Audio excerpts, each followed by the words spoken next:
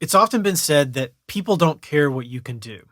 They only care what you can do for them. And as an artist, as a musician, this can be a tough thing to wrap your head around. If you're a musician in the modern age, you are by definition a content creator. And so you have to think about how to make all kinds of different content to support your cornerstone content, which is your art, your music, your craft. And on top of that, you've got to figure out a way to create content that serves your audience, your listeners, your fan base, so that people will care about what you can do because of what you can do for them. So today we're going to take a look at how I have thought about content creation from an artist's perspective over the years. We're going to take a look at 3 different buckets of content types that I have looked at and that I think you should look at to create, so that you can stop just doing and start doing for your audience. Now, if you're new here, my name's Tom, and on this channel, we talk about music marketing, branding, NFTs, and more. Everything we need to know to move from making music as a hobby to making music as a business. Content creator is kind of a loaded term, and for a lot of artists, it's a bad term, because a lot of artists and musicians want to just make music and not have to be a content creator. And trust me, I totally get it. I make a lot of content on the internet, but there are certainly days where I'm like, man, this is dumb. I really would rather just get stuck in here and make songs and not have to fool with all of it. But the reality is you do. If you want to succeed today as an artist, you've got to make content. Even if you want to try to get a record deal, record labels are really only signing people who have a business that's working in the first place, and those businesses are always built on the back of making great content that serves their audience. And make no mistake about it, you are serving your audience. You are doing for the people who follow you and pay attention to what you do. Even if you're a superstar and you're playing arenas, you are providing a service for the people in that room, all 20,000 of them, in the form of entertainment and pulling them out of their day-to-day so that they can have a night out that they enjoy and will remember for a long time. So to kick this off, I want to share with you kind of the 3 different buckets that I have thought about of how to create content, the type of content you can create, and how to sort of pick the lane you want to go down to make stuff to put out on the internet to support what you do as an artist and to serve your community of fans and listeners. So there are kind of 3 different buckets that I think about when it comes to content creation. And your first bucket is entertainment. Now, this is an obvious one as a musician, as an artist, as a creator. You're creating things to entertain people. You want it to be engaging. You want them to enjoy watching or listening to whatever it is that you put out into the world. And this can be things like vlogs where you share your life, you make videos on a regular basis where you're just, chopping up beats in your studio, or you're cooking breakfast at home with your dog. It can also include things like covers. Making cover songs of artists that you love is a great way to sort of connect audiences with your audience and with their audience, and also sort of showcase the things that you enjoy to the people who follow you. And then this can even include things like dances on TikTok, or if you want to post to Reels or YouTube Shorts, things like that. These are ways to just sort of get some fun out into the world and provide some entertainment for your audience. The next bucket is connect. This is outside of sort of the connection that you get just on the internet in general. This is more of a way to connect with people who are sort of in your niche, like other artists, other producers, other music makers, in my case, other people who work in music marketing. And this can include things like podcasts where you sit down and interview people who are in your lane and whose audience might like what you do, and your audience might like what they do, and you want to put them on. The next is remixes. This is a way to, again, connect with other artists. You can remix their tracks. They can remix your tracks.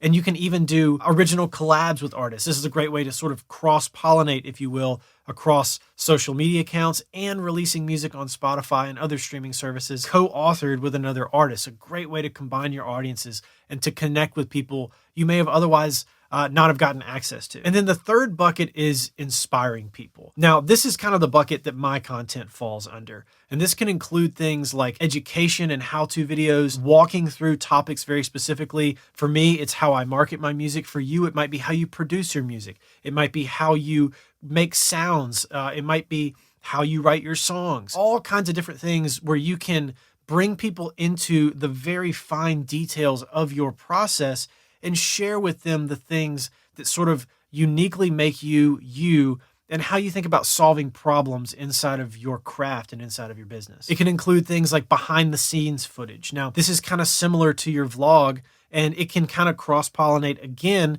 across entertainment and education and inspiration. But this can be things like you sharing your morning routine, you sharing your diet, your fitness regimen, all the things that sort of go into giving you the energy and momentum to create the art that the person enjoys listening to from you in the first place. And then lastly are just messages of general positivity and health. You can just post positive things on the internet. This is something that I try to do mostly on Twitter and in my Instagram stories, of every once in a while just trying to post something that is inspiring me for the day, whether it's a quote or a thought that I had, something to kick me into gear in the morning that I think somebody else might get some benefit from hearing. So just being positive, putting those messages out into the world, and trying to make the world a better place for your audience and for your listeners.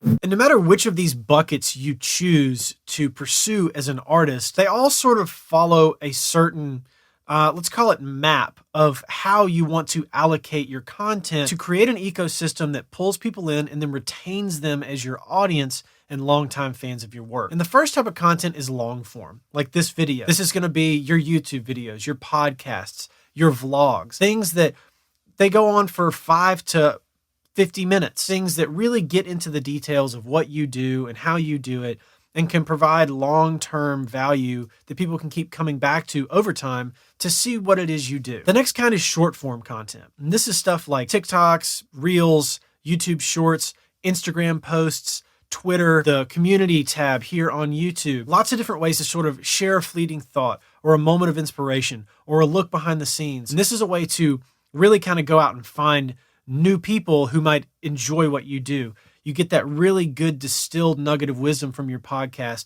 throw it into Reels, TikToks, YouTube Shorts. Somebody watches that, they want to go see the whole thing. They come to your YouTube channel, and now they're a part of your community and are going a little bit deeper with you as an artist and as a content creator, so that they'll stick around for longer and want to pay attention to things you put out in the future. And then the third one is live. Going live on the internet is such an incredibly powerful tool that I see very, very few creators taking advantage of. And this is not just going live on Twitch. This is going live on YouTube. This is going live on TikTok. This is going live on Instagram, things like Twitter Spaces. Going live on the internet is an incredible opportunity for you to learn more about your audience and for your audience to learn more about you. The ability to connect to you one-on-one in real time is something that cannot be accomplished with pre-recorded content that's uploaded on the internet. And it really gives people an opportunity to get to know you on a deeper level. And when they get to know you on a deeper level,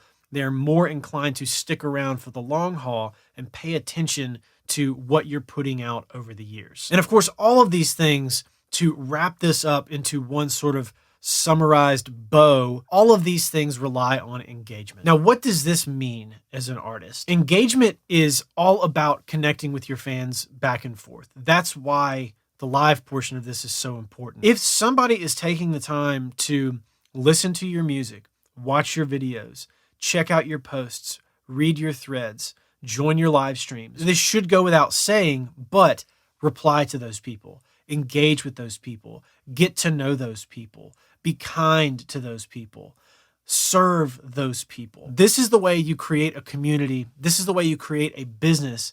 And this is the way that you allow yourself to keep making music for the long term and hopefully turn that into a revenue stream that supports everything that you do. So this is how I think about content creation. This is how I've thought about content creation for the past several years. And even though I am still, by all measures on the internet, a small content creator, I have seen enormous growth over the past several years because I have thought about it this way and I have instituted these things. In an ideal world, whatever it is that you make on the internet, including your music, will be a combination of all of this. You will have an entertainment factor, a connecting factor, and an inspiring factor for your audience. And all of that encapsulates you as a brand that is attached to the music that you make. You can just make music and just put it out on the internet and not do any of these things, and that's totally fine. But the likelihood of you succeeding as a creator, an artist, and a business is very, very low compared to if you do these things. So that's it for this video. Those are my thoughts on content creation. If you want to get into it more, let me know how you feel in the comments, or you can come and join the DuPree X Discord and come chat with myself and other artists and music marketers from around the world, and we can help one another out and learn more about how to succeed creating businesses built on music on the internet. Now, before I let you go, if you don't subscribe to the channel, make sure to hit that subscribe button. At the end here, got a couple more videos you can check out. And as always, thanks for watching, and I'll catch you on the next one. Peace.